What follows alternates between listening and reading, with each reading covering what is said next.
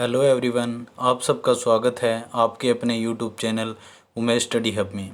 आज हम इस सेशन में पॉलिटी के इम्पोर्टेंट एमसीक्यू करेंगे जो आने वाले सभी कॉम्पिटिटिव एग्ज़ाम के लिए बहुत इम्पोर्टेंट है। हमारा फर्स्ट क्वेश्चन है, what is the retirement age of supreme court जज। जो सुप्रीम कोर्ट है, सर्वोच्च न्यायालय है, उसके जो जज हैं उनकी रिटायरमेंट एज कितनी होती है? तो वो होती है 65 ईयर्स। नेक्स्ट क्वेश्चन है, which is the largest Lok Sabha constituency in terms of area. अगर क्षेत्रफल के हिसाब से बात करें तो सबसे बड़ी लोकसभा कॉन्स्टिट्यूशनी क्या है, कौन सी है? तो वो क्या है? लद्दाख है, आपको याद रखनी है। नेक्स्ट क्वेश्चन है, the number of members of the Lok Sabha was increased from 525 to 545 by which constitutional amendment. ये कह रहा है कि कौन से मतलब अमेंडमेंट, संविधान संशोधन के द्वारा जो लोकसभा की सीटें थी उनको 525 से बढ़ाकर 545 किया गया था। तो इसका राइट आंसर होगा 31st amendment act. Next question है, who appoints the acting chief justice of the supreme court of India. ये कह रहा है कि acting chief justice of India जो है सुप्रीम कोर्ट के, उनको कौन अपॉइंट करता है? तो उनको करते हैं प्रेसिडेंट, राष्ट्रपति। अब आपके दिमाग में ये क्वेश्चन आ रहा होगा कि एक्टिंग चीफ जस्टिस कौन से होते हैं? तो देखो, जब चीफ जस्टिस ऑफ इंडिया है, सीजीआई है, अगर वो एब्सेंट हो या उनका ऑफिस वैकेंट हो या वो काम करने के कैपेबल ना हो, तो उस कंडीशन के अंदर क्या है, जो प्रेसिडेंट है वो एक एक्टिंग चीफ जस्टिस अपॉइंट करता है जो उनकी जगह पे काम करता है, या सारा काम जो है चीफ जस्टिस का वो देखता है। नेक्स्ट क्वेश्चन है, द सैलरीज ऑफ द जजेस of the supreme court are decided bye.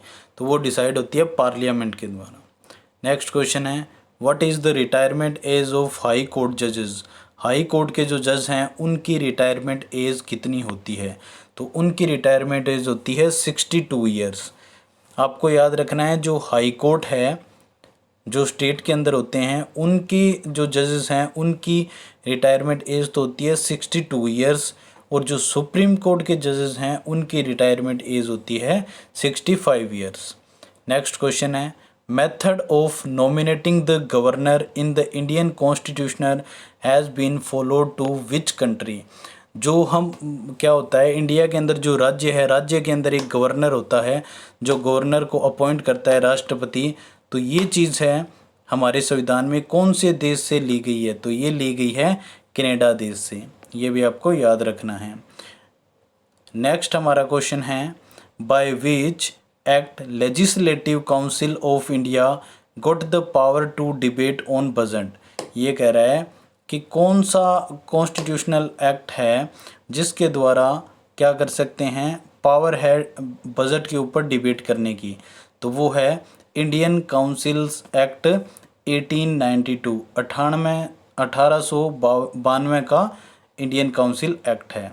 Next question है, by which act central legislature was made first by cameral.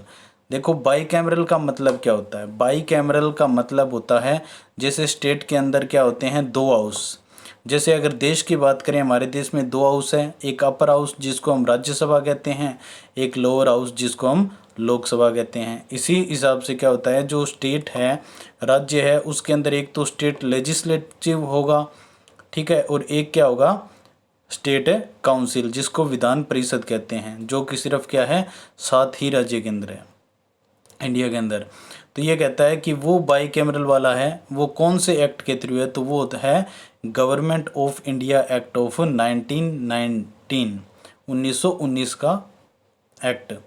Next question है, what type of right is the right to education provided to the children of the age group of 6 to 14 years.